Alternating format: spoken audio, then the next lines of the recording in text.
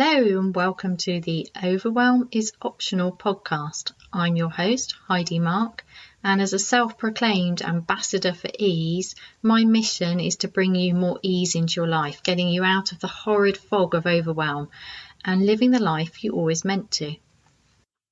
So I'm really excited. In this episode, we've got Kori Gouge, who guides visionary leaders to dream bigger and live their purpose with joy, passion, prosperity, freedom, and fun.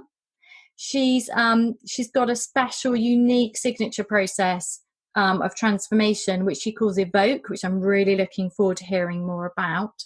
And yeah, I got very excited when I tuned in a few weeks ago to some of Kori's live videos on Facebook, and her words went straight to my heart, and something shifted for me with my own overwhelm that I wasn't really aware of, and shifted on such a deep level that I actually cannot explain to you what shifted. It was such a remarkable series of videos. So I highly recommend you check Kori out on Facebook, but we're going to hear a lot more about that today. Welcome, Kori. Thank you so much, Heidi. I'm so excited to be here, and I know this is going to be a really fun and thoughtful conversation. Cool. So can we start with, I'd like to ask people what their own adventures with overwhelm are. So if we could just start with a bit of your story, that would be lovely. I love that you use adventure. Adventure is my thing. I always talk about my job is taking my clients on an adventure. My adventures in overwhelm. Oh my goodness. Well, I believe my adventures in overwhelm started when I disconnected, when I started to distrust that I knew the way to grow my business that brought me joy, in a way that brought me joy and brought me ease. I started to just attach to all these different, all the different entrepreneurs, coaches, all the experts, all the gurus telling me I needed to do Facebook ads and webinars and email marketing and Instagram. And I just started chasing all these different, squirrels out there, all these shiny objects that I thought had the answer to make my business more successful and quote unquote easier. And what happened was it made my business less successful, and it made things much more complicated because I wasn't trusting myself. I was trusting that someone else, for some reason, I thought someone else knew the way to run my business better than I did. And so it took me on this journey of learning of what not to do. Because it was crazy in the beginning when I don't even know what happened, but it was like something took over me and it wasn't me anymore. Oh, I can relate to that. Yeah, I started networking like crazy. This is, pre-COVID days where we could be in person, going to like multiple networking events a day, posting all the time. I mean, it was exhausting, but I thought that's what it takes. Like I need to be out there, I need to be visible, I need to get to know people. And it didn't grow my business, and it definitely didn't grow my soul. It probably emptied out my soul. Yeah. Because I was just a body, or maybe a mind, carrying a body around instead of a soul really being led to how can I best serve, and how can I bring more love into what I'm doing, and how can I be an example of what's important to me versus following someone else's strategy that really just, again, kept me disconnected from what I'm really here to do, because it's not here to follow someone else's formula. And I don't think anyone's here to do that, but I think it's easy to get caught up in that, especially because there's so many gurus that have, especially like the big ones, like Tony Robbins and Gary Vaynerchuk, and they're all, if you look at their lives, it's all about hustle. It's all about, I think I was reading, I don't know now, but Tony Robbins was traveling like 240 days a year. Like, how are you even enjoying what you're creating when you're never able to slow down to enjoy it? And his, you've probably heard this, his workshops will run for like 12-hour days. And I'm like, that is exhausting. Yeah. I'm like that. And then people think that's what it takes. Yes. Yeah. Because that's the example. Exactly. And he's a billionaire, right? Or, Yeah. should be. I don't know if he's a billionaire, but I'm sure he might be pretty close if he's not yet. And so that's the idea of like, oh, to be a billionaire, I need to never stop and I need to travel all the time. I need to have a ridiculous team of like hundreds of people. Like, what the heck? Yeah. It's exhausting just watching him. Yeah. Yeah. And yeah, he can be inspirational, but I guess I really resonate with what you're saying about being the example. Mm-hmm. So I started attaching the words with ease to all my goals, and also shrinking my goal, doing what's the one main thing. Mm-hmm. So April was launch my podcast with ease. And then May was launch my membership with ease. And it was really challenging. It wasn't easy because my default pattern is, the overwork, the hustle, as I'm sure a lot of ours, that's the truth for a lot of us, I think. And it's the example we're being given. Mm-hmm. But actually, once you start deliberately connecting and practicing things with ease, you find your strength, don't you? Mm-hmm. So what changed for you? So you were in the whirlwind that we all know. Mm-hmm. What happened? What changed? Well, I think what I noticed, it's kind of what we talked about previously, was you hit like this crisis point of, I started my business because I wanted to be able to, I was coaching for a company previously, and I wanted to be able to coach on things that I was already, digging into people's strengths and like dreams and how they can bring more of joy into what they were doing. But I was restricted a little bit by what the company's mission was and So I wanted to work with people in a way that I could do that without the bureaucracy. But I found I became a worse boss than the worst boss. Oh yeah. Done that, been there. So it was coming to that point of I'm doing all these things and it's not fun. It's not bringing me joy, but I'm supposed to be, helping people bring more joy into the work. I'm not finding joy in my work. There's this conflict, this internal conflict of what you are teaching is not what you're living. And that disconnect and that dissonance really like led me to like, multiple moments of like, what am I doing? Is this even worth it? That sort of inner sort of dark night of the soul of why am I even here? Yeah. Like dark, like the darkness started to take over. And what's the point? I'm just taking up space. It was really bad. And I was like, okay, I'm awake. Okay. I'm paying attention because I'm pretty sure my path of entrepreneurship is not to kill me. It's supposed to give me more life. And in doing so, give other people opportunities to have, bring more life to their life.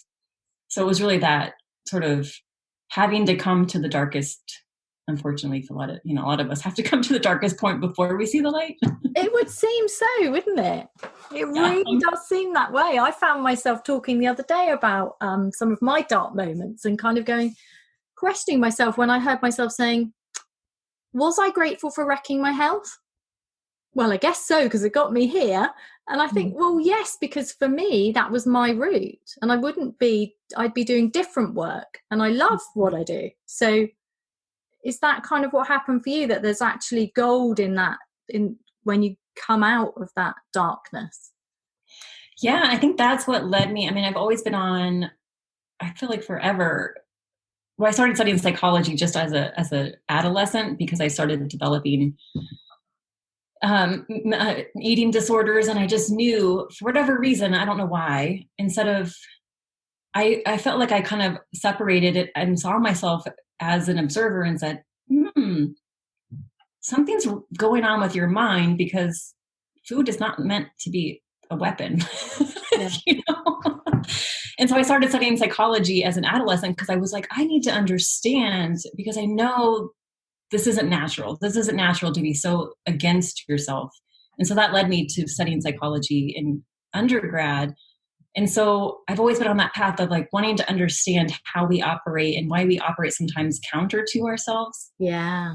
And within that, then I started developing like, well, what are, sort of that search for meaning, right? I know we're here for something bigger, and what is that? And for me, it was always like bringing out, how can we be doing the work of our soul in a way that is, contributing something greater to the world. And I was always fascinated by seeing how, this person was just a genius when it came to finances. And this person was a genius when it came to painting. And I was like, well, why aren't we doing more of those things that I feel like we're designed and within us and in our DNA in some way, but a lot of people don't honor that and go against that and think they have to follow some other path. And so finding myself along that same, like, well, I believe we're all meant to be doing something, but found myself not doing that thing and feeling like I had to follow society's definition of what success was instead of trusting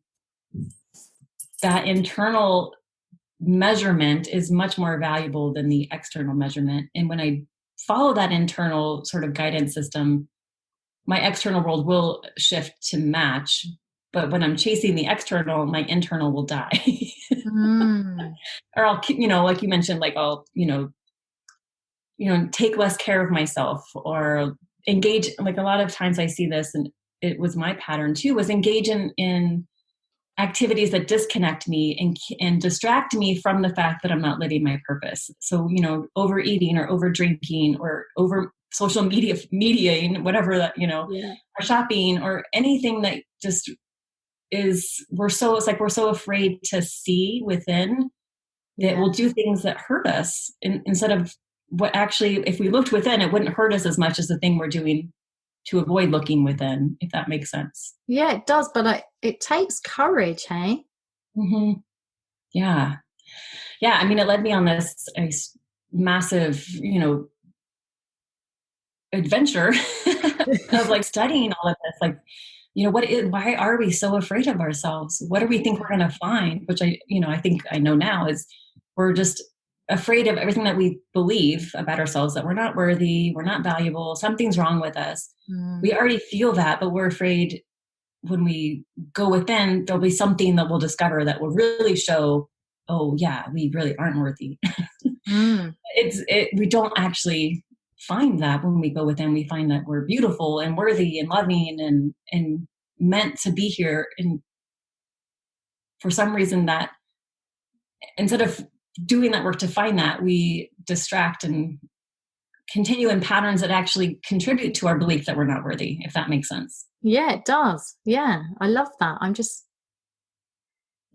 kind of considering what's wrong with us. Why do we do this crazy stuff?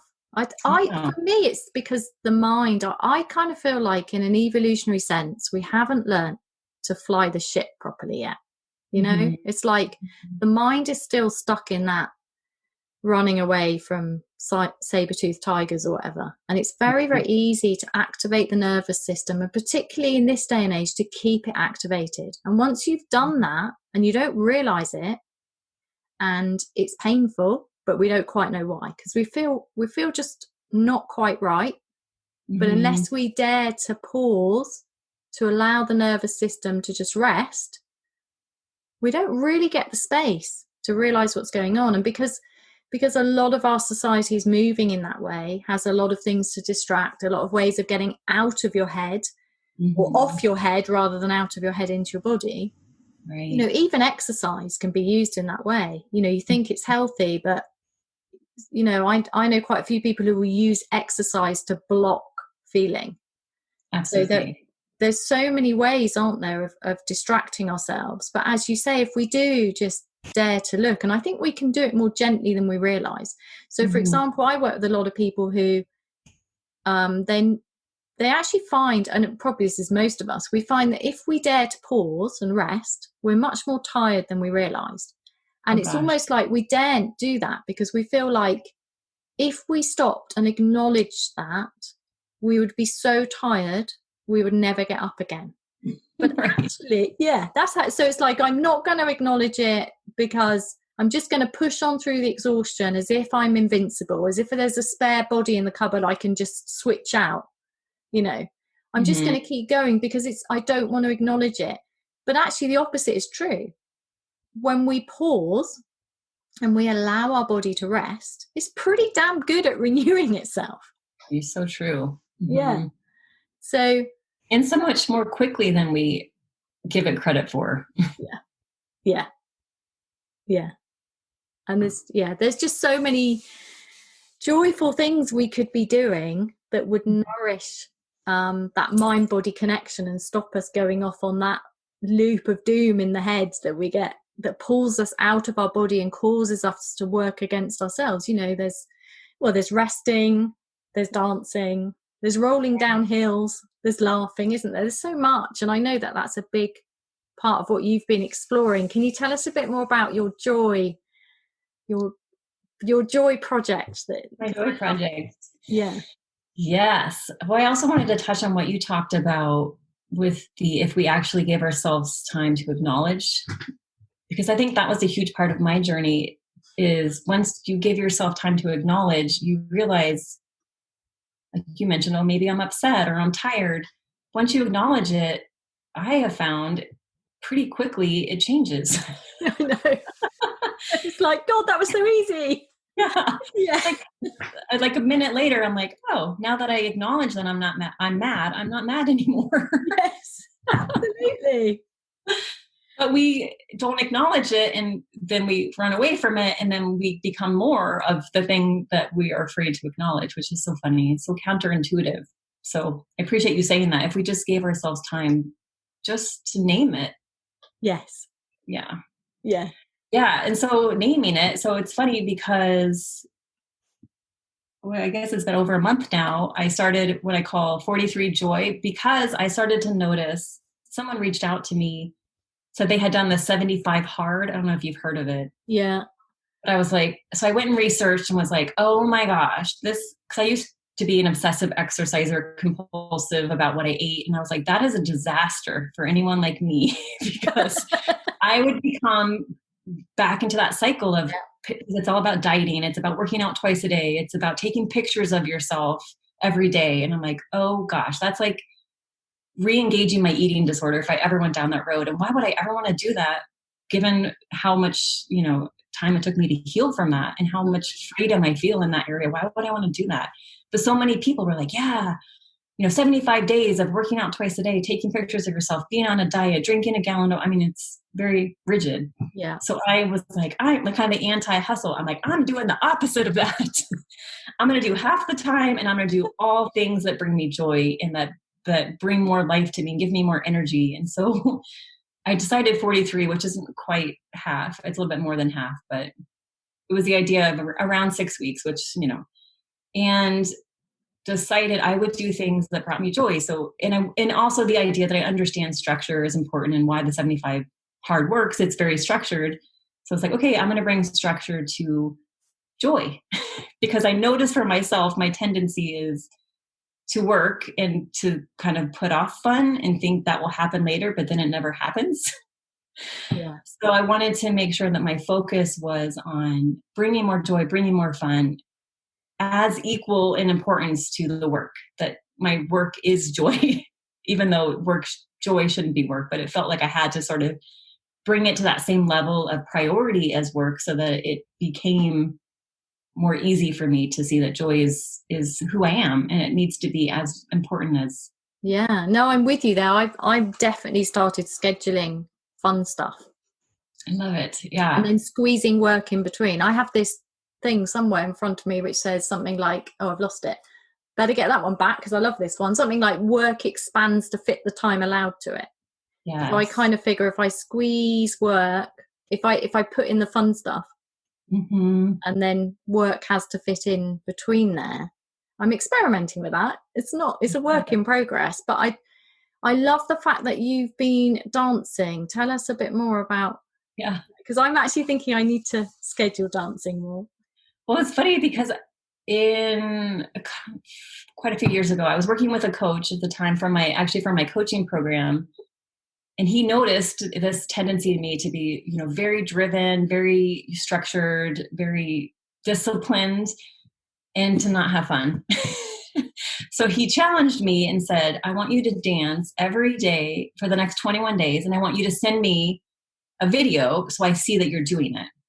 And I was like, oh, and I fought. I was like, no, I don't have time. When am I going to do that? And he's like, I want you to do it first thing in the morning. I'm like, no. I was like, my little kid. I'm not going to do that. Yeah.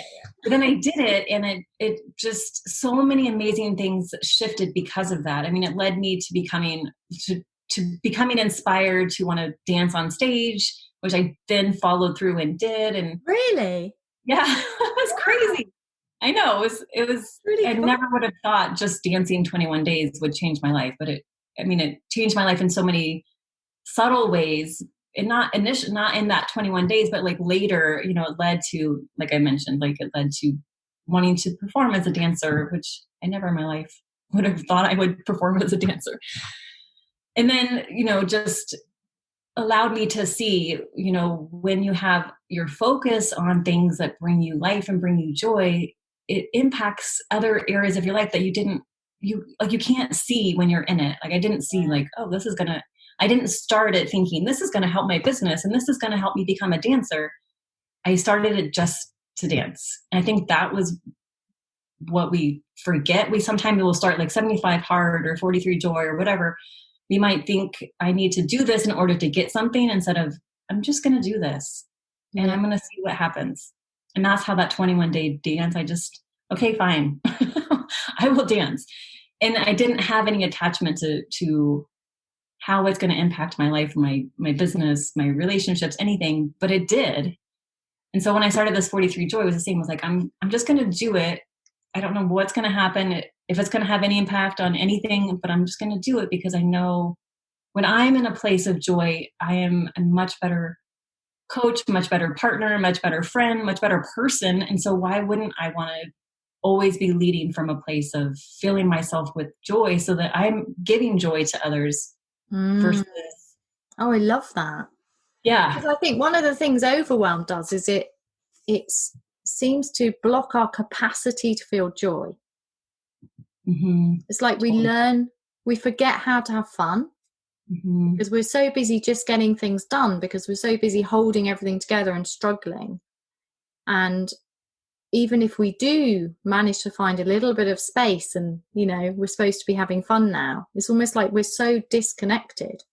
We've just forgotten how to have fun, which is really bad, because what's that about? That's not living. That's getting through. The end of your to-do list is death, actually. Right. That's so true. Isn't it? You just get stuff done. You've got through. So, I was a teacher for a decade, and that's one of the worst professions for getting through, because it's always, it's not just, it's Friday. It's half term, and then it's a term, and then it's another school year. And because it splits the year up in such a rigid way, you can pretty much get through your life just counting from one school holiday or one significant school event to the next. And because it's so intense, I found it very difficult to have fun, remember who I was during term time, because it was just so overwhelming and block everything else out.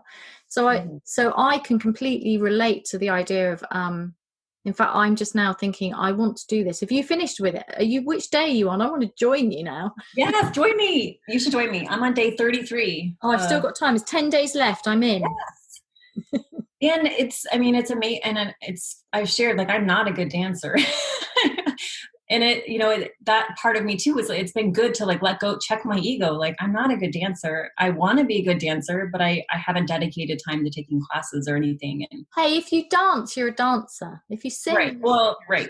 And that's what I've noticed is I'm dancing for the feeling versus to look a certain way, to be, to whatever, be someone. And so being able to share my videos of me dancing and knowing sometimes it's like, oh, yeah, I don't want people to see that, but I want people to see that, to see you don't have to be an amazing, to move your body in beautiful, graceful ways to get something out of it. You can move in awkward and silly ways and you'll still get something out of it. And I feel like that's been good for me to remember and to also share, because I think, especially with Instagramming, it's so much about image.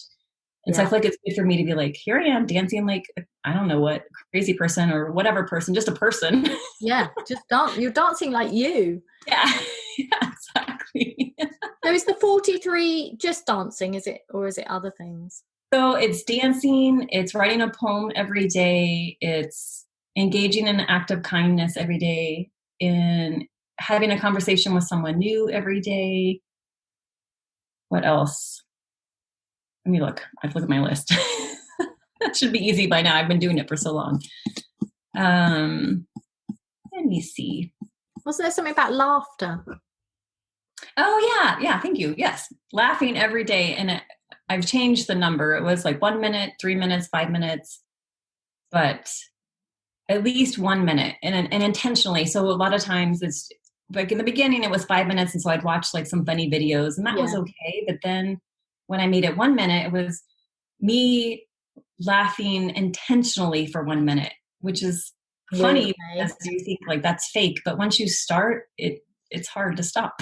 Have you ever done laughter yoga? No, but I started laughing with some of their videos, and there is a class here on Zoom that I need to I did a workshop in it, and I was considering training in it, but my mouth hurt so much because I couldn't stop laughing. But it was actually quite painful because it was such an unnatural amount of laughing. And I couldn't explain why I was laughing. It didn't make any sense. But once you activate that, it's so good for you. Mm-hmm.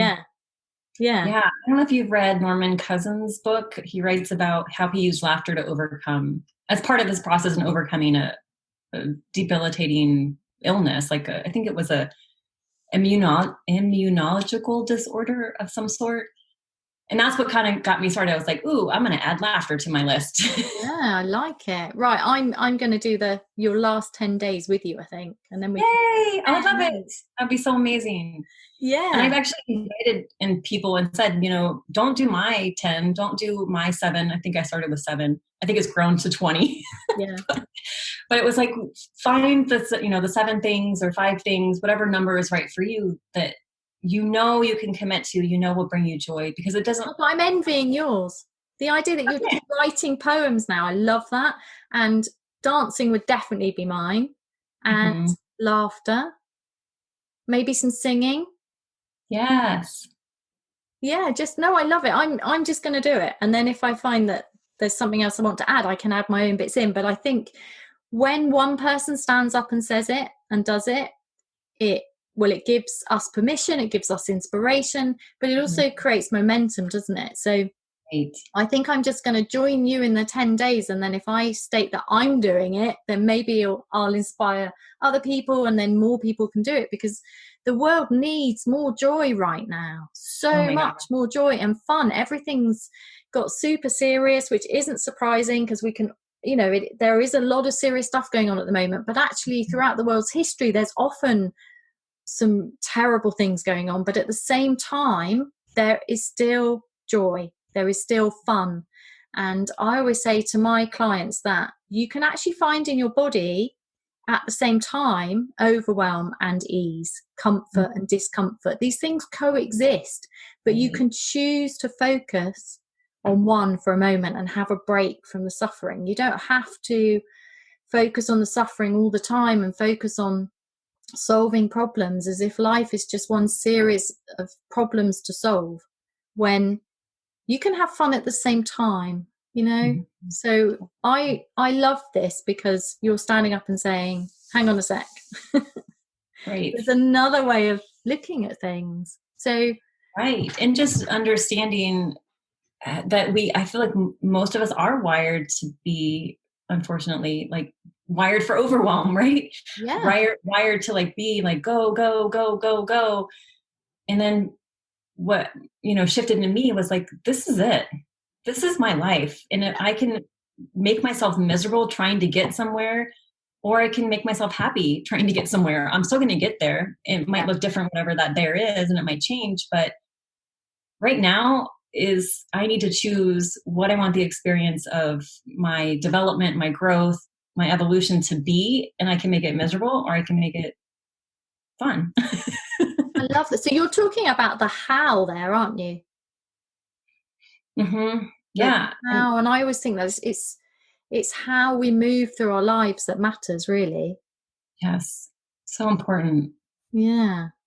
And it has to be a conscious decision, because I think left to our own devices, for me, I feel like we tend to be more masochistic, like, you like, and that was me growing up. It was like, you need to work and then you can have fun. You need to work in order to have fun. Yeah. You need to be able to deserve to have fun because you've worked so hard, instead of what, that's messed up. It's like kind of postponing your life so that when you die, you can have your life. So no, you just missed it. Whoops. Damn, I missed it. Totally. I finally finished something. Oh, tell us, I'd love to know more about who you work with, so who your ideal client is, who your dream clients are, who brings you energy and joy in your work, and how you work with them, and what kind of transformations are happening in your work at the moment.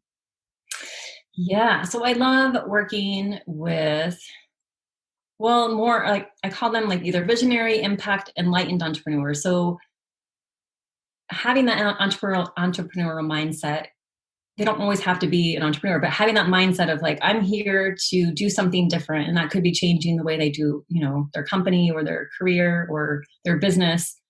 But it's also, my focus has been on people that are doing it for really change, like wanting to change things in a big way. So of course, right now it's like social change. Like, how can my company, my business, my life, my career be a vehicle for positive social change?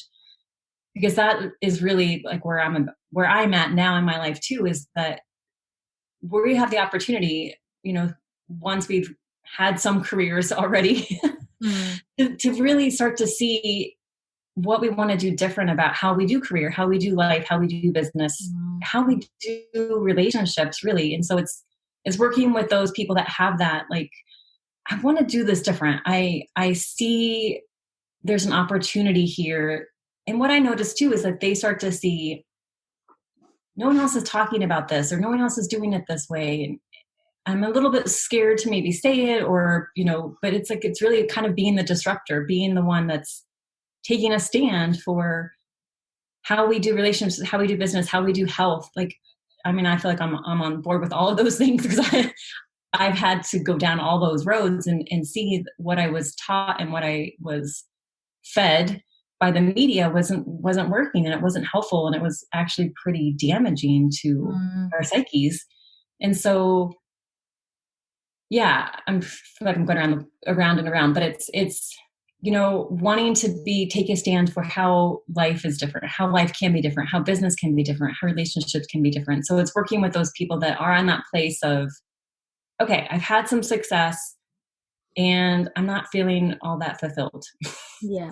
Yeah. So, and I'm good at what I do, but I know there's something more. And that's what I love, is like, I know there's something more, and I really want to work with someone like me. And my goal and my practice is, this has always been my focus, is I don't have the answers. I'm guiding you to your answers. Yeah. And your answers are amazing, but they've been buried under piles of programming, what you've heard from family, from society, from education a lot of times, unfortunately.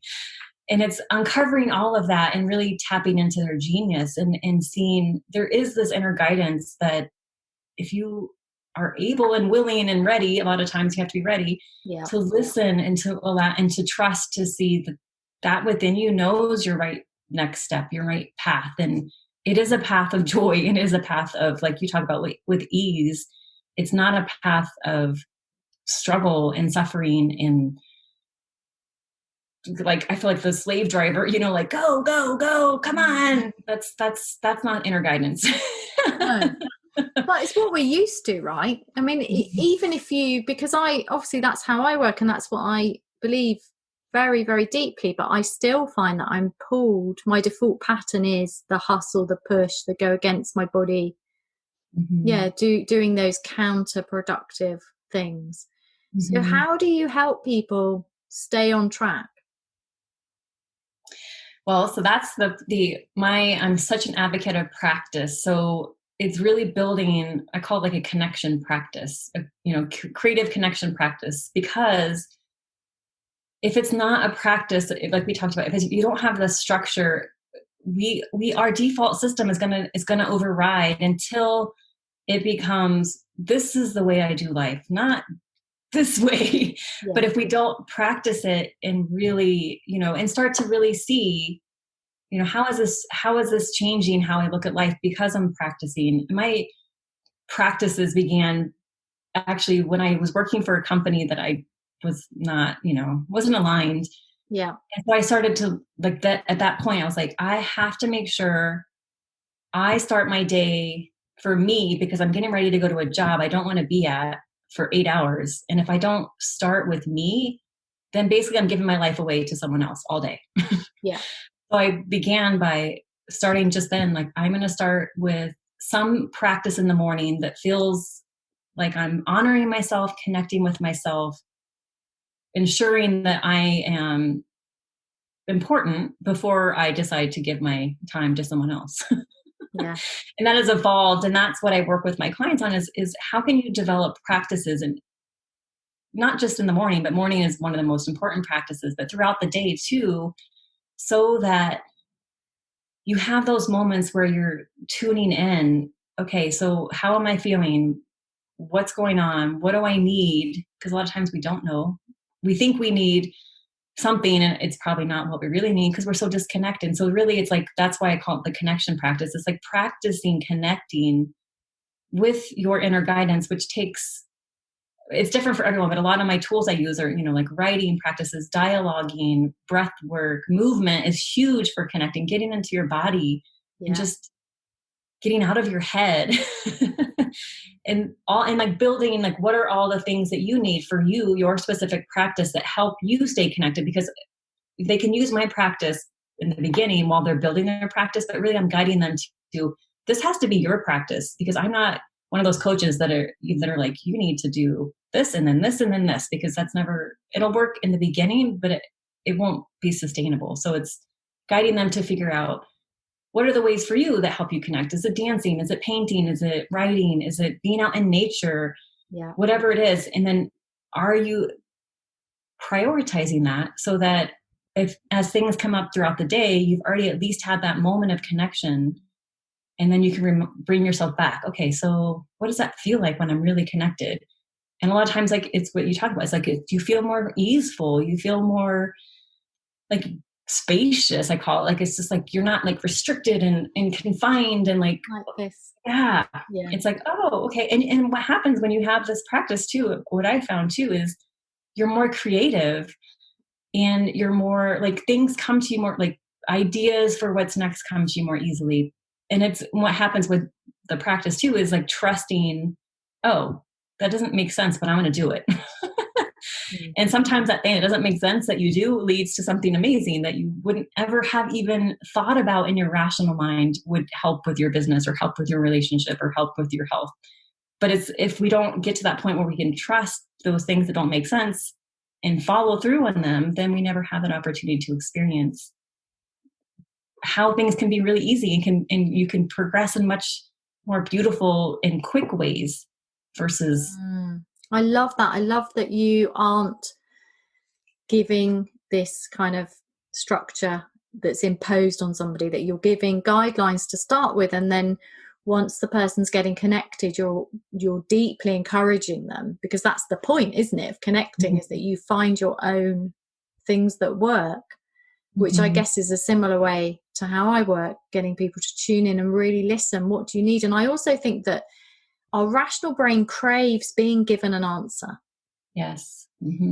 But it often doesn't work. Sometimes it works for a bit, but actually you have to connect with it and ask good questions. Either have a coach who's going to hold that space for you and ask those questions, or journal it. But you have to find things that work for you.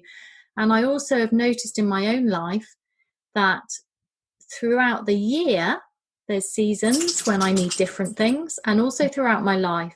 So, now I'm in my 50s, I'm more able to look back and reflect and see that things that worked for me when my children were small, or when I was in the middle of a career, or at different points, wouldn't have worked. And that just, unless you teach people how to do it for themselves, how to connect and find that, then I think you're selling them short, because they can't take your structure, your way. It has to be theirs. We're all unique. And also, I love that you're teaching people to trust their own inner guidance. Mm-hmm. So important. That is so powerful. And probably one of the most difficult things to do. Sorry? And probably one of the most difficult things to do. It is, but I think if you start connecting with other people who are doing it and noticing and you can do it gently. You don't have to do, I always think we have these kind of ideas that we have to do big things, make big decisions. It's like, how do I know? Oh, I'll just tune in and make this huge decision. Right. We can do it in such small ways, like, oh, which drink do I really want right now? You can start with, do I want to go outside and feel the grass beneath my feet? There's such small things you can do to tune in and just really start to hone that. It doesn't have to be huge. Totally.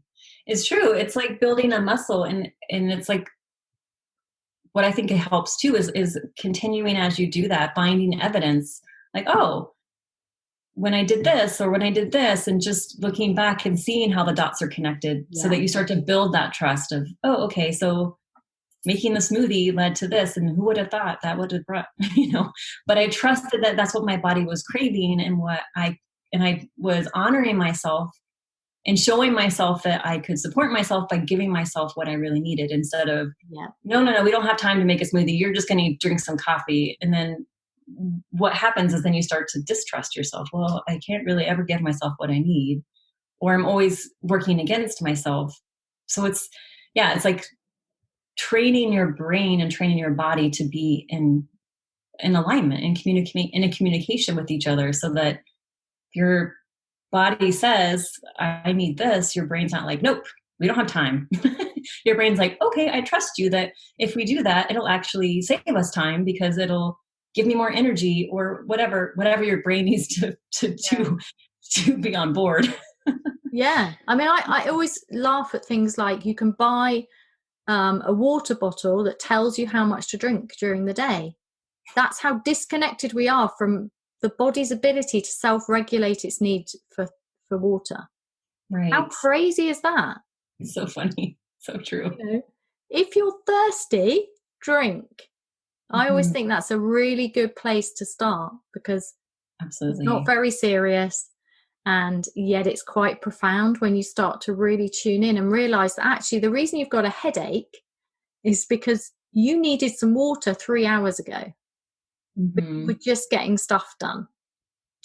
I'll just check this email. I'll just do this.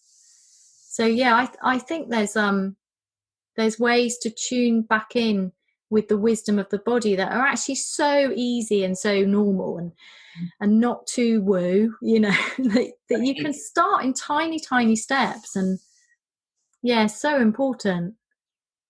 Wow. So I feel like you mentioned, sometimes we can use exercise against us. And my path has evolved too, where I used to be obsessive about exercise and totally ignored my body. And now if I wake up and I had an idea like, oh, maybe I'd go for a run, I'll tune in and be like, nope, actually I'm going to do yoga, which in the past was like, there's no way you are running. That's it. Yeah. But now it's like, I trust that my body knows if it's feeling like it needs to be more gentle or if it needs to be more active. But it's like you have to develop that trust in easy things like drinking water or going outside and getting some sunshine, like things that don't have the stakes, like higher stakes, that have lower stakes, so that you start to be able to take or trust when it comes to the higher stakes things, or feel like they're not, I mean, nothing's really high stakes, but we make it seem like it's higher stakes. So it's being able to do those things that are less, feel like they're less pressure. Yeah, it's just those tiny steps, isn't it? Like, I don't know. I think exercise is a really interesting one, because that you can get quite obsessive about it. And yes, we need to exercise, we need to move, but actually you can just move. Mm-hmm. Do you know what I mean? You don't have to plan it. You could just get up off your seat and fidget. I'm a big fan of bouncing and twirling in the middle of the day, because you don't need to go outside or put shoes on or put special kit on or get earplugs in or anything. You can just literally get off your chair and, do some nice spinning or anything, and it gets your energy moving and it gets you back into your body. So it's like this, and I think kids do this, don't they? Like if you watch toddlers, they just do, and then we lose because we're trained, and we do need a certain amount of training. There's this, but I'm kind of starting to feel that we've overdone it with the socializing people into disconnection so that we can sit in a classroom and then we can sit in an office or a factory. And I just think there's a lot of sadness there. Yeah. Absolutely. So I'm definitely for more bouncing and dancing and singing and laughing and totally reconnecting. Yeah. But it's funny, isn't it? Because we think that we don't use the wisdom of our body to make big decisions, and yet the person you decide to spend your life with, and when you buy a house, they're emotional decisions. They are not made by sitting down and talking it out rationally. In a split second you go, yeah, I'm going to marry this person, or you step over the threshold of a house and you fall in love with the house and you spend most of your life paying for it. So actually we make huge decisions based on very physical feelings. And yet for quite small decisions we're shutting the body down. I just find that really interesting. Maybe it's just there's like remnants left and they kick in for big important decisions, but I don't know. It's all a bit screwed up at the moment, I feel. But I think it's so important, like you said, just to practice, making decisions about what to eat. Like I feel like that's such a trauma for so many people. Yes. I don't know. What do you want? I don't know. What do you want? It's like it's my partner and I have laughed about this when he'll say, what do you want to eat? And I'll say, I don't know. What do you want? And he'll say it and then I won't want it. And he's like, well, I asked you what you wanted. So.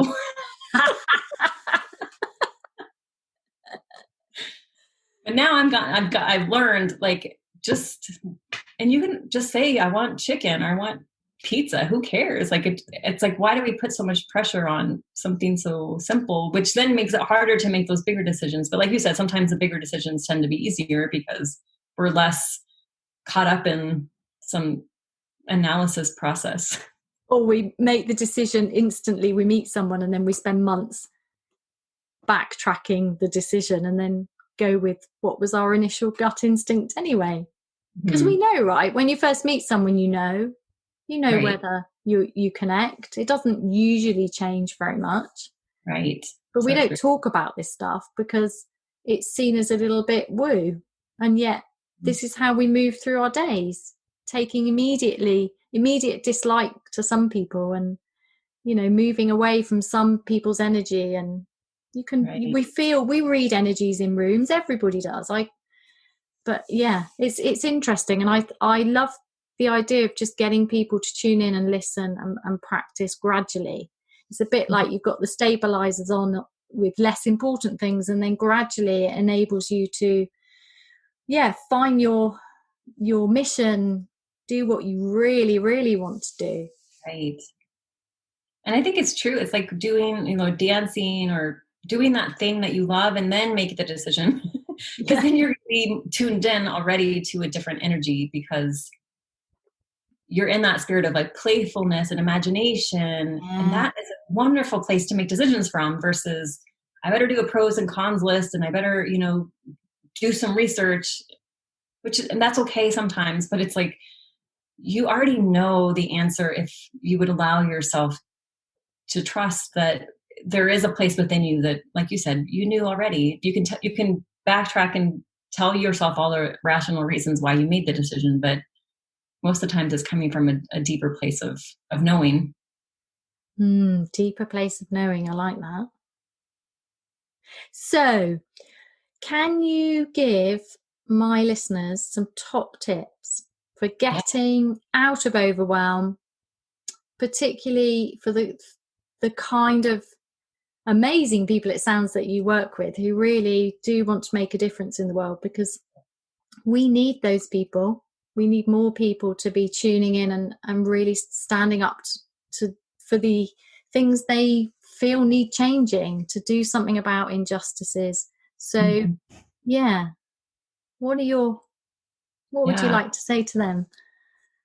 Well, one of the things that I feel like has been super beneficial to me is kind of what you mentioned. It's shifting from sort of rote actions of just moving to move, or I have to exercise, to shifting to what I call mindful movement. And it's really, really connecting, like, what does my body need and what would bring me joy? If running brings you joy, do it. If it's yoga, if it's dance. And so starting your day with some sort of mindful movement, and it could be just 10 minutes, it could be 5 minutes, but just being able to start your day connecting with the body. And then I like to move from that to starting to connect with the mind. So my transition is mindful movement to some sort of writing. I like to do dialogue with my inner self. So asking questions and then just that's why I like to move before I do the writing, because movement gets you into your body so that when you do the writing and do some like dialoguing, you're answering from a place more of inspiration and imagination, creativity, versus your rational mind saying, well, you need to get to work. Yeah. And then I like to follow that. So this is kind of I've taught this in classes before, where you do mindful movement and then some writing, and then you flow into connecting with visualization and like meditation and breath work to see, like, as you moved and kind of connected a little bit, what wants to come through you now? Like, where is your, are you visualizing like your dream home, or what your day is going to look like, or what you want to feel during the day, what you want to experience today? And then I like to do like what I call declaration. So then speak it. Like, this is like, make it true. And it could be writing it again if you don't want to speak it out, but write it down. Like, this is how my day is going to go, or this is what I'm going to experience today, or connecting with, I want to experience more feelings of abundance, and then owning it. Okay, so, what gives me that feeling? Being outside helps me feel abundant. And so it's shifting to that place of responsibility of, if I desire to feel joyful, like me, what can I do today to feel joyful? It's up to me. I'm not going to wait until I meet some certain external measurement that I think will give me joy. I'm going to give myself joy. And I'm committed to the actions that I know I can take today to give myself joy. Because I'm not waiting. I'm not waiting until I make money, until I make partner, until I become a mother, or whatever it might be. I'm going to give myself that experience today. And I think that really shifts to that place of what I call inner security of, oh, I don't have to wait for something outside of me or someone outside of me to give me a sense of joy, of purpose, of worthiness. I can give myself that. And the more you practice taking those actions that can give you those feelings, the more you start to see, oh, I am already secure. And then when you take actions from that place of already being secure, everything changes, because you're not in that proving energy anymore. I'm already happy. I'm already joyful. I'm already abundant. Great. What am I going to do now? I don't, there's no more pressure to be those things, because you already are those things. I love that. That's so powerful, because I think in general, we tend to think that we can have the reward of ease or joy at the end of getting stuff done. Mm-hmm. And so the day starts in overwhelm, starts embracing ourselves against the day, against ourselves. How am I going to get through today? I've got so much to do. And so what you're doing is reversing it very, very powerfully, and saying, but you're already okay. Right. You can feel that now. And then what I've noticed is that when I've done that, whatever happens next in my to-do list just seems to happen in a more magical way. It's like some stuff drops off the to-do list that now wasn't as important, was causing me some anxiety, was bugging me, but actually that's not aligned with what I really want to achieve today. And something else can happen magically. So there was something in my business I was trying for weeks to get done, and it was really bugging me, because it was, I was having to learn the tech behind it. So it was always going to be harder. But there was something wrong about it. So I just in the end went, do you know what? I'm just going to knock that off my to-do list, because it's just not, I'm stuck at that point. I'm listening. It feels not right yet. Mm-hmm. A couple of days later, I did the entire thing in 1 hour. Wow. So that was a real lesson for me in going, yeah, there are times when it's okay to say, just make your to-do list shorter. Just let go of some stuff where you're stuck. You know, go back into that. How do I want to feel in my day? I think is very, very powerful, because anything that's against that isn't for you today. Right. So true. You've got some choice, and the stuff that is for you today, that energizes you, that excites you, that brings you joy, that's when we can do some really deep focus work. And that's when it's like getting a week's work done in 3 hours sometimes. Absolutely. So yeah, I love that. Thank you for sharing that. Yeah. I feel like it changes everything, because then, you know, you're the source of it all. Yeah. Your misery or your happiness. Yeah, but that's empowering, right? It's so empowering. Yeah. Because then you can change. Like you said, this is making me miserable. Doing that, you know, getting stuck is making me miserable. I'm going to choose something different. And then what do you know? Then it comes in a different way that is much more full of ease, which is how you want it to be anyway, what you want to experience anyway. Yeah. And I guess it's easy for some people to say, well, that's all right for you because you work for yourself. But there's still things that we have to do. You know, I can't drop appointments with people. I'm still going to keep my commitments to other people. And I still have to do my accounts, right? And that was one of the things that was bugging me. And then one day, and then I let it go again because I was pushing against it. Mm-hmm. And then one day I just woke up and went, today is the day. And I'm not kidding, having been wrestling with doing this bookkeeping, suddenly I spent 3 absolutely joyful hours on a spreadsheet. Wow. And I'm not a fan of that stuff. And yet it was the shift in energy. It was the letting go, the stopping it nagging me, and just choosing to do it on a day when, you know, it was raining and it just felt right. And I was quite happy. So I just find that quite interesting when you really connect with yourself and your energies and start really listening, you can get even the kind of irritating stuff of life that you have to do, life admin, can get done more easily. And with more joy. Yeah. Yeah. And with time to dance as well, because it's got to be done. Totally. There's always time to dance. Always time to dance. Kori, this has been such a joy. It's just so, so lovely to connect with you. How can people find out more about working with you and about the work that you do?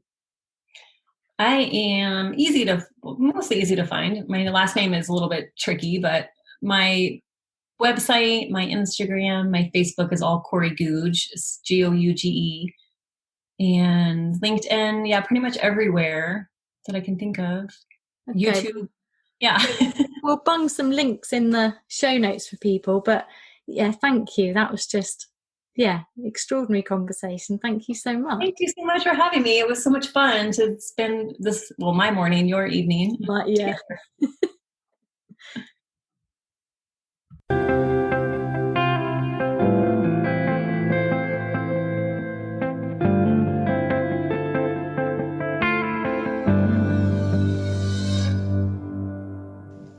I hope you're enjoying this podcast and finding it helpful.